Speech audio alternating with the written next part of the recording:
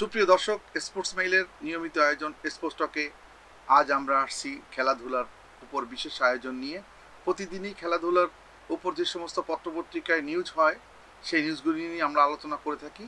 আজ আমাদের সঙ্গে অতিথি হিসেবে আছেন সিনিয়র ক্রীড়া সাংবাদিক সামিউর রহমান। সামিউর রহমান, আপনাকে অসংখ্য ধন্যবাদ স্টুডিওতে আসার জন্য। ধন্যবাদ শামীম ভাই। শুরু করছি। আমরা এখন দেখি বিভিন্ন পত্রপত্রিকায় যে সমস্ত নিউজ ছাপা হয়েছে খেলাধুলার, সেগুলোকে নিয়ে। প্রথম আলোর লিড নিউজ হচ্ছে হাতুড়ুকে নিয়ে এখন কেন প্রশ্ন। এটি একটি মানে পর্যালোচনামূলক রিপোর্ট লিখেছেন উৎপল শুভ্র। তারপরে হচ্ছে আরেকটি নিউজ হচ্ছে ডি মারিয়া কাদালেন। আমরা এখন চলে যাব পরবর্তীতে কালের কণ্ঠের দিকে। কালের কণ্ঠে খেলাধুলার পাতার শিরোনাম হচ্ছে নিজের জায়গা নিয়ে শঙ্কা এবাদত, আর অন্যরকম পরীক্ষায় পাস আর্জেন্টিনা চিলিকে যে হারিয়েছে সেই ম্যাচটির রিপোর্ট এটি। এখানে আরেকটি রিপোর্ট ছাপা হয়েছে, সেটি হচ্ছে স্পোর্টস পাতায় নয়, এটি হচ্ছে এক ব্যাক পাতায়। দরপত্রে কারসাজির পরও ব্যবস্থা নেননি ডিএনসিসি। এখানে আকরাম খানের ঠিকাদারি প্রতিষ্ঠানকে অভিযুক্ত করে একটি রিপোর্ট করা হয়েছে। আকরাম খান সরাসরি এই কাজের সঙ্গে জড়িত ছিলেন। ওনার একটা ঠিকাদারি প্রতিষ্ঠান আছে, সেই ঠিকাদারি প্রতিষ্ঠান 35,34,00,000 টাকার কাজে যে অনিয়ম করেছে তার উপর রিপোর্টটি। এখন আমরা চলে যাচ্ছি সমকালে। দৈনিক সমকালে খেলাধুলার পাতার প্রধান শিরোনাম হচ্ছে ধৈর্যের ফল পেলেন লিটন। এটি একটি ইন্টারভিউ নিয়েছেন সেকান্দার আলী। আর হচ্ছে মেসির জার্সিতে অনন্য দিবালা, আর্জেন্টিনাতে চিলিকে 3-0 গোলে হারিয়েছে, তার উপর একটি নিউজ। আরেকটি হচ্ছে বন্ধুকে বার্তা মেসির, ডিমারিয়ার যে ফেয়ারওয়েল হয়ে গেল সেই ডিমারিয়াকে নিয়ে নিউজটি করা। আরেকটি হচ্ছে রোনাল্ডো 900তম গোল করেছেন ক্রিশ্চিয়ানো রোনাল্ডো, তার উপর রিপোর্টটি। এবার আসছি আমরা দেশ রূপান্তরে খেলাধুলার পাতার প্রধান শিরোনাম হচ্ছে 10 নম্বর জার্সি পেয়ে দিবালার গোল। আরেকটি হচ্ছে পালা বদলে স্বেচ্ছাবন্দী সালাউদ্দিন, এটি একটি বিশেষ রিপোর্ট।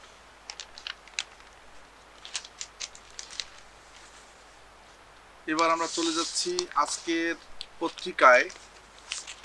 পত্রিকায় খেলাধুলার পাতার প্রধান শিরোনাম হচ্ছে শান্তদের জন্য চ্যালেঞ্জিং সিরিজ। এটি হচ্ছে ভারত সফর করবে যে বাংলাদেশ ক্রিকেট দল, সেইটির উপরে একটি রিপোর্ট। আর একটি হচ্ছে ভারতের সামনে আগেই নুয়ে পড়বো না, এটি হচ্ছে সাদমান ইসলাম যে আছে, সাদমান ইসলামের একটা ইন্টারভিউ নিয়ে একটা নিউজটি। আমরা এখন চলে যাচ্ছি মানব জমিনে খেলাধুলার পাতার প্রধান শিরোনাম হচ্ছে ফারুকের আশা সফলভাবে নারী টি-20 বিশ্বকাপ আয়োজন করবে আমিরাত। আর একটি হচ্ছে ডি মারিয়ার আনুষ্ঠানিক বিদায়ে আবেগ ঘন বার্তা মেসির। আমরা এখন চলে যাচ্ছি ইংরেজি দৈনিক দ্য ডেইলি স্টারের দিকে। দ্য ডেইলি স্টারে খেলাধুলা পাতার প্রধান শিরোনাম হচ্ছে ইনক্রেডিবল CR7 রিচেস রেকর্ডস 900 গোল। ওইদিকে লোকাল একটা, হ্যাঁ, এদিকে আরেকটি নিউজ আছে, সেটা হচ্ছে the path behind night runners emergence. এটি হচ্ছে একটা পর্যালোচনামূলক রিপোর্ট এটিও।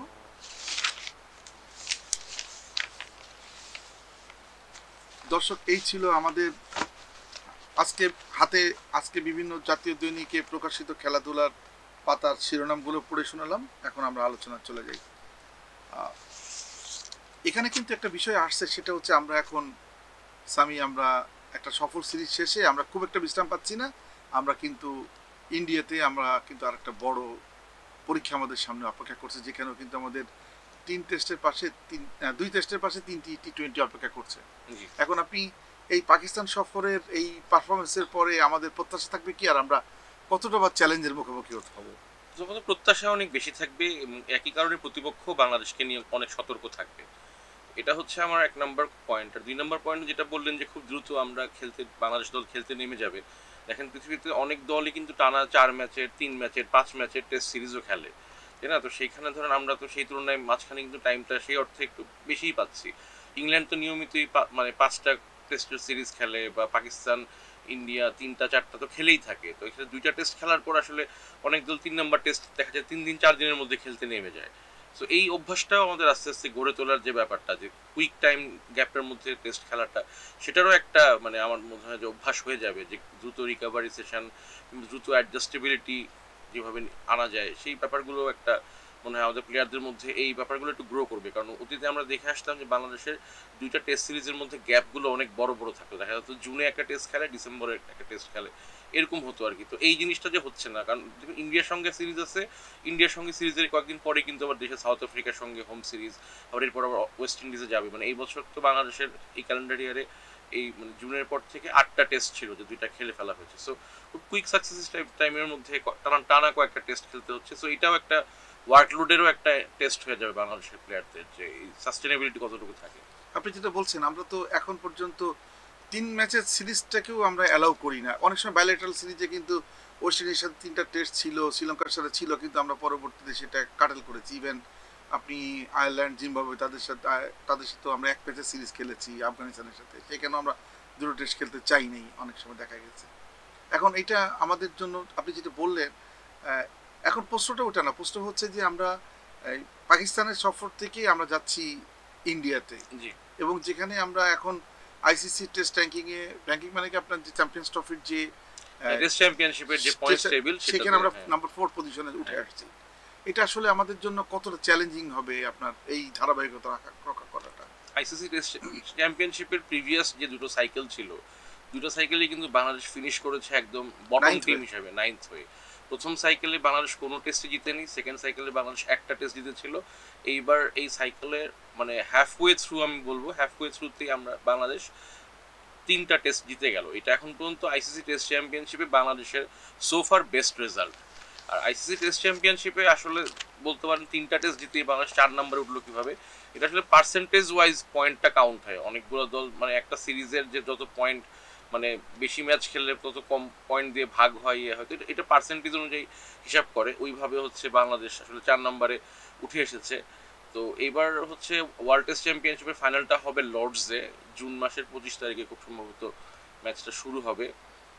বাংলাদেশ একটা ভালো পজিশনে থেকে শেষ করুক, একটা আপার মিডল পজিশন যদি ধরে রাখতে পারে, আমার কাছে তো মনে হয় বাংলাদেশ অ্যাট হোম সাউথ আফ্রিকার সঙ্গে যে সিরিজটা খেলবে, সেটাতে অ্যাটলিস্ট বাংলাদেশের একটা টেস্ট ম্যাচ জেতা উচিত। বিশেষ করে সাউথ আফ্রিকার লাস্ট যে টিমটা ওরা ইয়েতে গেল, ওয়েস্ট ইন্ডিজে গেল টেস্ট খেলতে, আমি কয়েকদিন আগে অফিসে হিসেব করছিলাম যে সাউথ আফ্রিকার কালেকটিভ টেস্ট এক্সপিরিয়েন্স, যারা এখন টেস্ট খেলছে, কালেকটিভ টেস্ট এক্সপিরিয়েন্স হচ্ছে খুব সম্ভবত 162 বা 165 টেস্ট। ওদের লাস্ট যে 11টা খেলেছে সেই টিমের প্লেয়ারদের নাম্বার অফ টেস্ট যে প্লেড ওটা অ্যাকুমুলেট করে, সেখানে বাংলাদেশের এর অলমোস্ট দ্বিগুণেরই বেশি।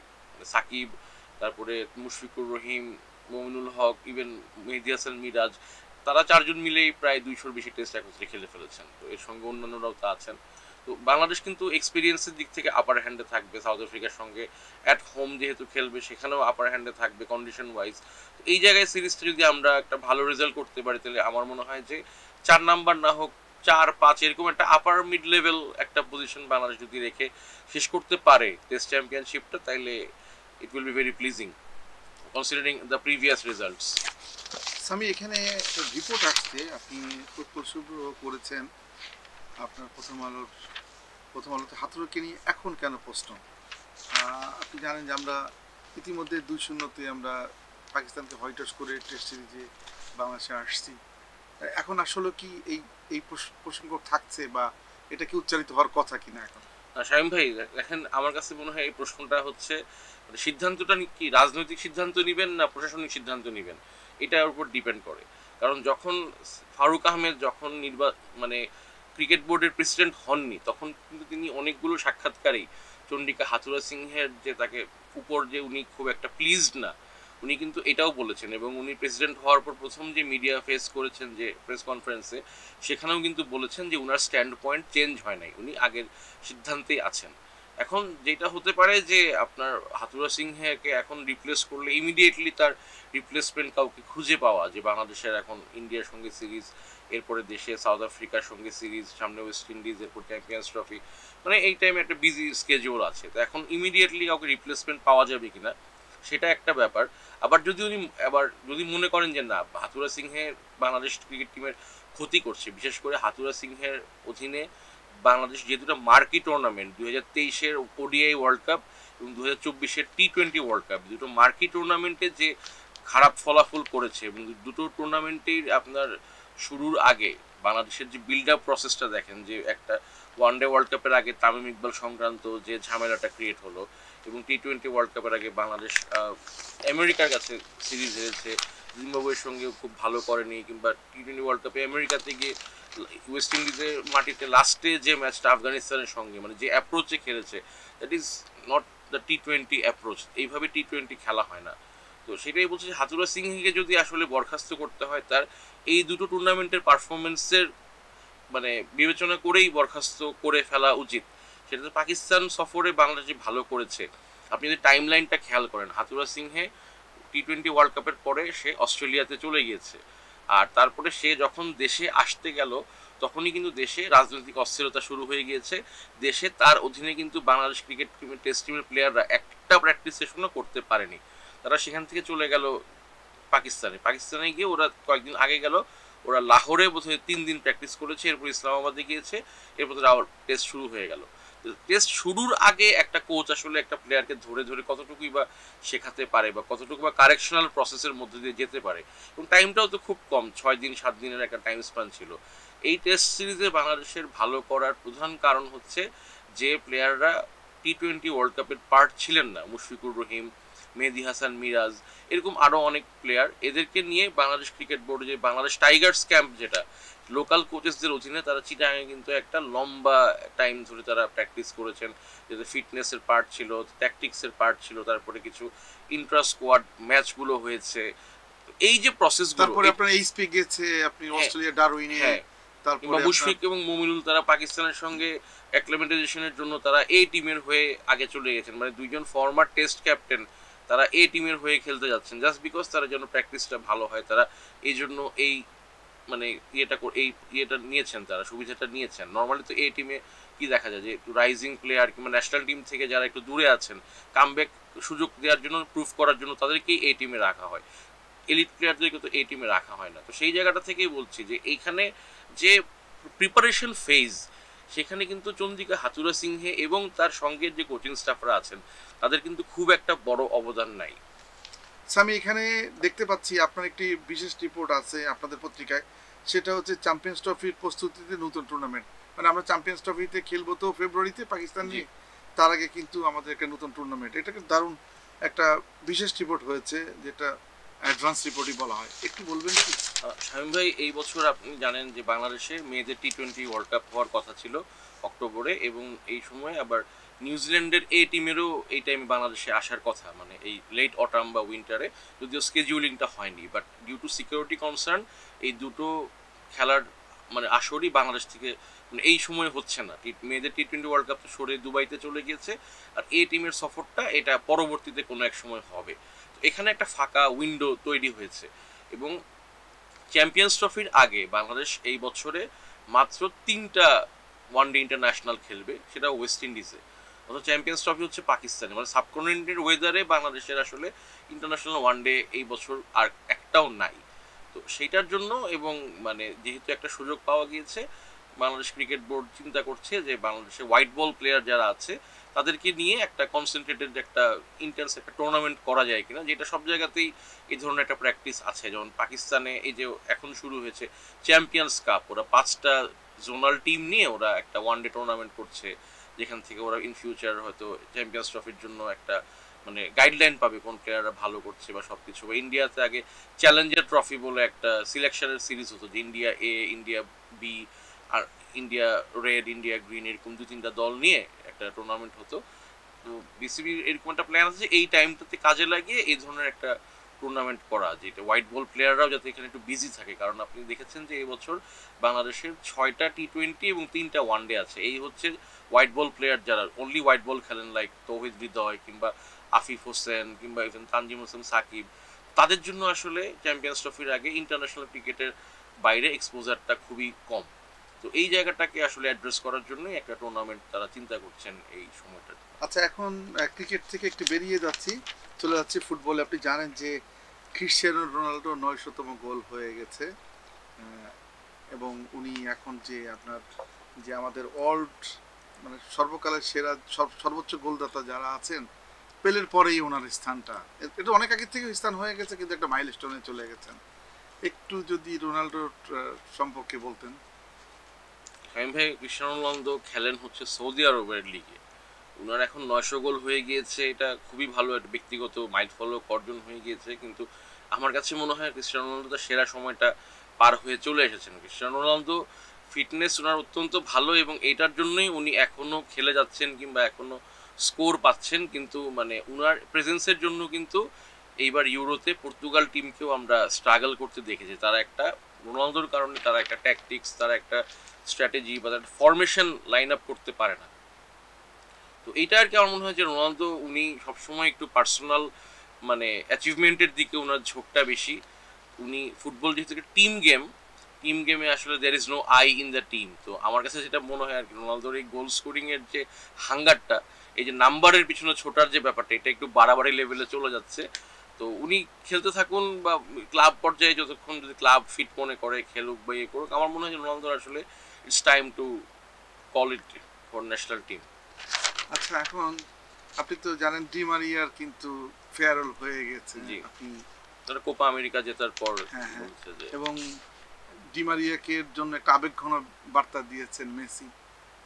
মেসি ডি মারিয়া তারা আসলে খুবই ঘনিষ্ঠ। তারা সেই ছোট বয়সে যখন আপনার অনূর্ধ্ব 20 বিশ্বকাপটা জিতে আর্জেন্টিনা, সম্ভবত ওই দল থেকে তারা টিমমেট, তারপরে একসঙ্গে বেইজিং অলিম্পিকের গোল্ড মেডেল জেতা থেকে শুরু করে throughout the course of Argentina teams rise and ফল।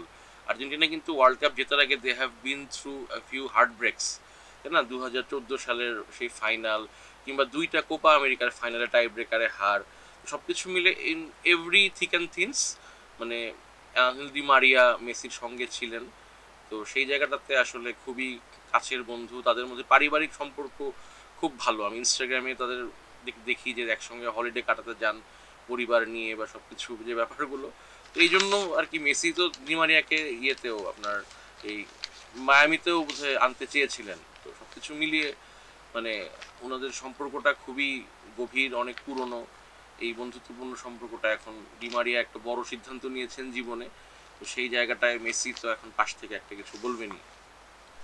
আমরা আরেকটা নিউজের দিকে যাই, কালের কণ্ঠে, যদিও এটা স্পোর্টস রিলেটেড নিউজ না, কিন্তু যেহেতু আকরাম খান নিউজটা একটু গুরুত্ব পেয়েছে, আমরা আমাদের যেহেতু স্পোর্টস সাংবাদিকতা করি, আমাদের কাছে সেটা হলো দরপত্রে কারসাজির পরও ব্যবস্থা নেননি ডিএনসিসি, আকরাম খানের ঠিকাদারি প্রতিষ্ঠান।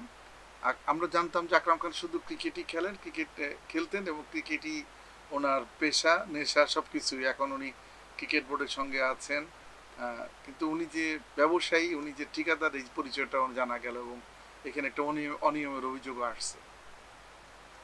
শামীম ভাই, আমার মনে হয় আপনারও ভালো জানার কথা। আকরাম খান তো পারিবারিকভাবে ওনাদের একটা ব্যবসায়ী ঐতিহ্য আছে, বা চিটাগাংয়েও তো ওনাদের মানে আমি যতটুকু জানি আর কি, সিল্ক লাইন একটা বাস ছিল ঢাকা চিটাগাং, সেই বাসের একসময় অংশীদারিত্বে আকরাম খান ছিলেন। তারপরে চিটাগাংয়ের স্টেডিয়ামের জেনারেটর ব্যবসাতেও বোধহয় ওনার একটা সম্পৃক্ততা ছিল, এরকম একটা কিছু। তো যে কোনো রকম অনিয়ম মানে সেটা আসলে কোনোটাই মানে গ্রহণযোগ্য না। কিন্তু আমার কাছে মনে হয় যে বাংলাদেশের বাস্তবতায় মানে সরকারি কাজের, এই ধরনের কাজের বিশেষ করে মানে আমলাতান্ত্রিক ঘেরাটোপ এত বেশি, এবং এসব জায়গায় আসলে একদম 100% মানে হোয়াইট বা ব্ল্যাক হওয়ার কারো সুযোগ নেই। এখানে একটা গ্রে এরিয়া থাকেই। এই গ্রে এরিয়াটাতে যে আসলে এখন মানে যেহেতু সরকার এটা পরিবর্তনের কি এমন কারণে একটু হয় না, যেটা দেখলাম যে ধরেন দরপত্রে অনিয়ম বা অন্য কিছু, যেই মানে ওনার বিরুদ্ধে যে অভিযোগটা উত্থাপন করে রিপোর্টটা করা হয়েছে, রিপোর্টটি করেছে জহুরুল ইসলাম, সেটা হলো প্রতিষ্ঠান লিমিটেড নামের একটি ঠিকাদারি প্রতিষ্ঠান ভুয়া কাগজ দেখিয়ে কারসাজি করে ঢাকা উত্তর সিটি কর্পোরেশন থেকে একটি ঠিকাদারি কাজ নেওয়ার চেষ্টা করে বলে অভিযোগ উঠেছে।